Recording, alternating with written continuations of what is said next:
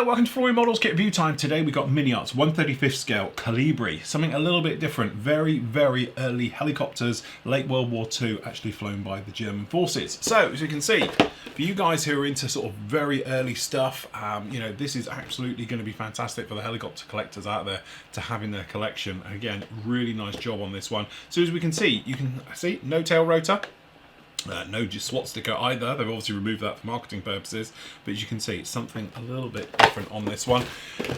Full framework inside, as you look around the box there, as you can see. So the kit number for this one is 41001. You get an idea of this sort of gyrocopter almost looking effect down on there. Okay, quick run around the box. There isn't too much around on here, so let's just get straight in. So inside, it's going to sit. You can find a box. Nice little bag of bits down in there, and obviously the instructions are the biggest part of this. All right, so we'll start just down in here. So as you can see, nice instructions, clearly laid out. Nice colour work dust down on the inside, so actually got the markings down on here. Parts call outs, you can see from the sprues. Different versions, obviously, so we've got some of these greyed out, and we've got colour call outs down here at the bottom. We also get a little bit of photo etch, which is a nice touch. So down into the actual main construction of it, so we've got like a pipe framework onto this one, and then obviously we've got an outer skin right the way around, but we do get some very nice detailed engines as well. Okay, so we've got the engine units being mounted up, put onto there, and obviously transfer boxes, things like that, as you can imagine.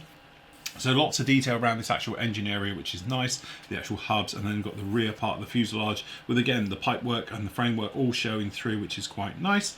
And then down in here, I take it this is the cooling system to get the cold air blowing across these engines, because obviously they are air cooled, being drawn in from behind the pilot's seat as well. Again, really interesting design. More pipework and framework, as you can imagine, right the way around the front, and then obviously a very simple connection system of levers and pulleys and various things for the pilot's controls as they're being fitted down in there. Simple instrument panel, which is a decal being fitted in, and then if you wanted to, we're assuming you could have this exposed and have it all opened up, or in fact you can close it all up. Again, personal choice which way around you want to do it. A little bit of photo etch, again, giving some nice details down in those areas. And then we've got the undercarriage, which again, very simple wheel system being fitted in, and then the rotor system being fitted through, and then attaching all of those down in there together, and then obviously the rotor system being fitted in at the top. Again, some little harnesses and controls made out of photo etch, things like that, and then some more decals being put down for the instruments on the side.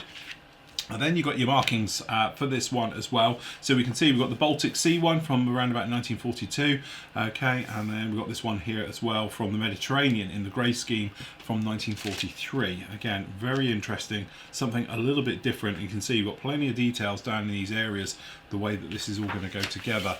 And then last up, we've actually got one again, Baltic Sea as well, obviously in the winter camo type markings from 1943. I'm assuming this is a spotter type aircraft, which would go up and obviously spot enemy ships and various things. Okay, so we're just going to cut our way into the bag. So we've got a bag within a bag. Okay. So we've got a couple of bags. So these are going to have to be cut open. So if we just start in here, you can see by the layout of it that it's quite small. We're assuming we've got some photo etch in one of these, which we do. So this is your photo etch part. Very nice that Mini Art have taken the time to put it into a little pouch for you to keep it nice and flat. So you can see we've got this little bit of framework as we saw for some of those panels, and we've got the harnesses down on there as well. Okay, so that's quite a nice little touch with those. We'll pop them back in the bag to keep those safe. Okay, so down into the parts. Again, it's a little bit all over the place, so we'll just dive in where we can. But hopefully you can see some really nice, clean, sharp details. And when we're talking sharp, we actually really mean it. Some of these details are lovely and done. Okay, so working our way around, you can see on the small parts, we've got no real sign of flash or anything else like that.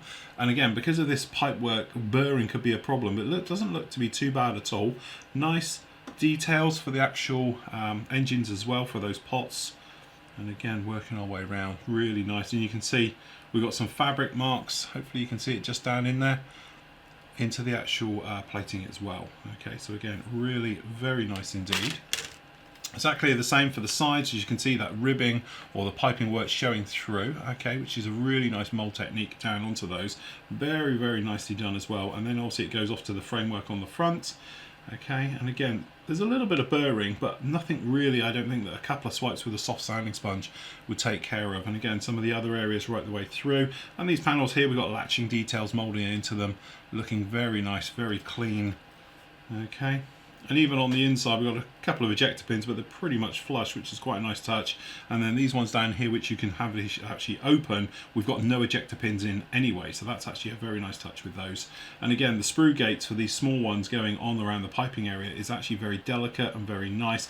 They're not giant, big, chunky ones holding it in there that are going to destroy your framework as you try and get it out, so that's a nice touch.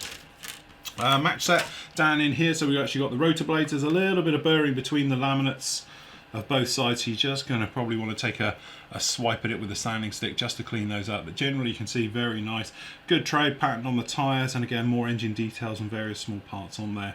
Really nice indeed. In bag 2, okay,